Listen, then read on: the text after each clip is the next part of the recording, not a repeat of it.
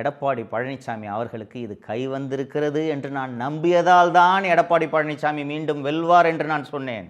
அவருக்கு இது கை வந்திருக்கிறது, கை வந்து விட்டது என்பதை கூட்டணி பங்கீடு, தொகுதி பங்கீட்டின் மூலம் அவர் நேற்று தெள்ளத் தெளிவாக முடிவு செய்திருக்கிறார், அறிவித்திருக்கிறார். இந்த தொகுதி பங்கீட்டின் மூலம் தெள்ளத் தெளிவாக அவர் இதை நிரூபித்திருக்கிறார்.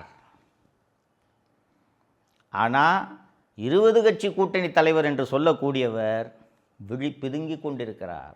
இதனால்தான் இவருடைய ஆட்சி இப்படி மோசமாக 5 ஆண்டுகள் நடைபெற்றது என்பதை நீங்கள் கடந்த 5 ஆண்டு காலங்களில் நடந்தவற்றை பின்னோக்கி சென்று பார்த்தீர்கள் என்றால் உங்களுக்கு புரியும்.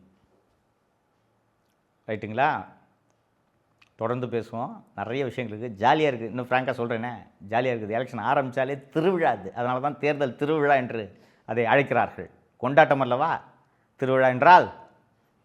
கொண்டாடுவோம், தொடர்ந்து கொண்டாடுவோம். இன்னும் நிறைய பேசுகிறேன். நன்றி.